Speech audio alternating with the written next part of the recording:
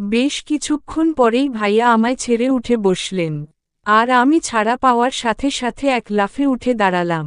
দরজায় ধাক্কা ক্রমাগত বেড়েই চলেছে। একটা বড় স্বর ঢোক গিলে ভাইয়ার দিকে অসহায় দৃষ্টিতে তাকালাম। এখন কি হবে? কেউ যদি এত রাতে আপনাকে আমার ঘরে দেখে তাহলে সর্বনাশ হয়ে যাবে।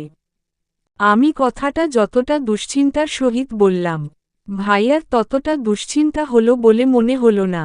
খুব আরাম করে পেছনে দুই হাতে ভর করে বসে আয়েশি কণ্ঠে বলল, সো হোয়াট? সর্বনাশ হবে তোর হবে। আমার কি? আমি তো ছেলে মানুষ না? এটা ওটা বলে কাটিয়ে দেব। তবে তোর কি অবস্থা হবে সেটা তুই ভাব। ভাইয়ার কথা শুনে এবার আমার রাগ হলো। প্রচণ্ড রকমের রাগ হলো। একটা মানুষ এতটা নিষ্ঠুর স্বার্থপর কি করে হতে পারে? খারাপ, খুবই খারাপ লোক একটা। কেন যে এর ভালোবাসায় হাবুডুবু খেলাম কে জানে? এখন মাঝ দরিয়ায় পড়ে পস্তাচ্ছি তো। একদম ঠিক হয়েছে। আমি এটাই ডিজার্ভ করি। আমার মতো মেয়ে এমনটাই ডিজার্ভ করে। কাজিনকে ভালোবাসবে তাই না? বাস এখন ভালো করে বাস। আমার কান্না পাচ্ছে, ভীষণ কান্না পাচ্ছে। কেঁদে কেঁদে বন্যা বইয়ে দেওয়ার ইচ্ছে করছে। সব কিছু ভাসিয়ে নিয়ে যাক এই বন্যা। পৃথিবীর কোনো কিছুই যেন বাদ না থাকে। এই পৃথিবীর সবকিছু নির্দয় পাষাণ স্বার্থপর। আমার ভাবনার বিচ্ছেদ ঘটিয়ে আবারও দরজার ধাক্কার গতি বেড়ে গেল। এমনভাবে ধাক্কাচ্ছে যেন এক্ষুনি দরজাটা ভেঙে ফেলবে। কোনো উপায় না পেয়ে বাধ্য হয়ে গুটি গুটি পায়ে এগিয়ে গেলাম দরজার দিকে। দরজা খুলতে হুড়মুড় করে বড় মা ঘরের ভেতর ঢুকে এলো। বড় মাকে দেখে ভয়ে আমার বুকের হৃদস্পন্দন থমকে গেল। এখন কি হবে?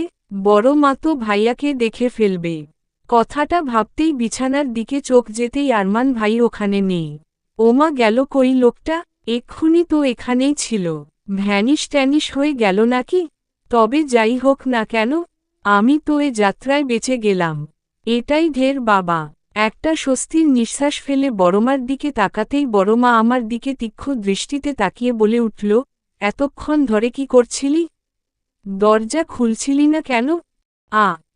আসলে বড় মা খুব ঘুম পেয়েছিল তাই ঘুমিয়ে পড়েছিলাম। তুমি যে দরজায় ধাক্কা দিচ্ছ আমি তো বলতেই পারবো না। তাই নাকি?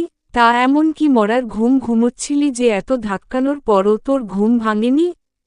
এসব কথা বাদ দাও না। তুমি বলো এত রাতে তুমি আমার ঘরে কি করছো? মিনমিন করে কথাটা বলতে বড় মা গর্জন দিয়ে উঠল। আরমান কোথায় বলতে পারবি?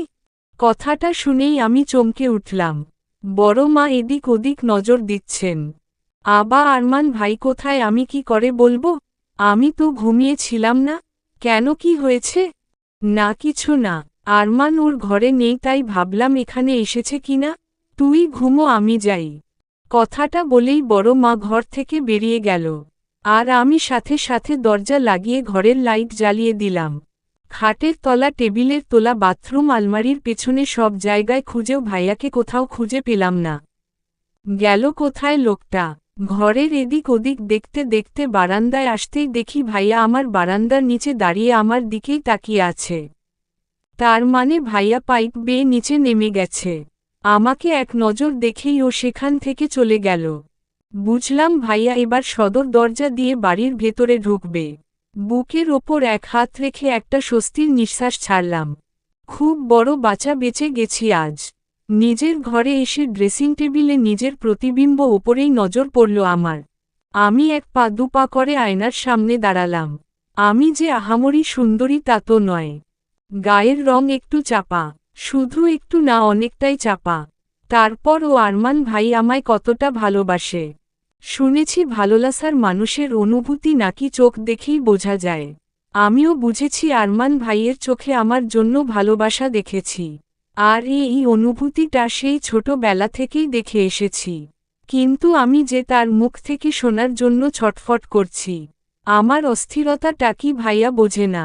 আরমান ভাই যেদিন আমায় নিজের মুখে ভালোবাসার কথা বলবে সেদিন আমার কিরকম অনুভূতি হবে সেটা ভাবতেই আমার পেটে সুরসুরি শুরু হয়ে যায়।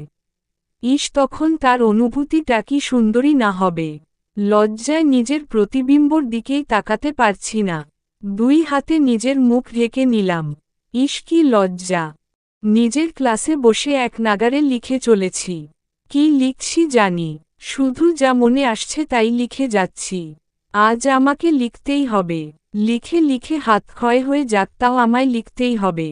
কিন্তু আমার এই লেখার মাঝে বাদ সাধল সুমন। ব্যাটা আমার কলমটাই কেড়ে নিল। এই চ্যামড়া কি করছিস কি? কলম নিলি কেন আমার? বেশ করেছি, নিয়েছি, ইচ্ছে হলে আরও নেব। এই কলম কি তোর বাপের সম্পত্তি নাকি? ইচ্ছে হলো আর নিলি, দে আমাকে আমার কলম, লিখব আমি। আহারে লিখব আমি, ভেঙচি কেটে। পড়াশোনায় তো নবঘণ্ট, এখন ইনি আমাদের লেখালেখি দেখাতে এসেছেন। তা কি লিখেছিলি দেখি একটু? কেন দেখাবো? দেখাবো না, একটুও দেখাবো না। আগে আমার কলম দে বলছি। এটা এই মুহূর্তে তুই আর পাচ্ছিস না বুঝলি?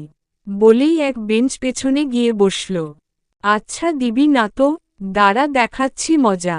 কথাটা বলেই হাতে থাকা খাতাটা মুড়িয়ে তার পিঠে সর্বশক্তি দিয়ে মারা শুরু করলাম। সে আমার হাত থেকে বাঁচার চেষ্টা করে চলেছে আর আমি তাকে মেরাই চলেছি। আর আমার পাশে বসে থাকা বন্ধুরা আমাদের কাণ্ড দেখে হেসেই চলেছে। বুঝলাম না এখানে হাসার মতো কি হলো? আমি একা এত কষ্ট করে মারছি, কোথায় আমায় একটু হেল্প করবে তা না, শুধু দাঁত কেলিয়ে যাচ্ছে হারামির দল কোথাকার। আমি ইচ্ছে মতো সুমনকে খাতার বাড়ি দিয়েই চলেছি, এমন সময় ক্লাসের মধ্যে চলবে।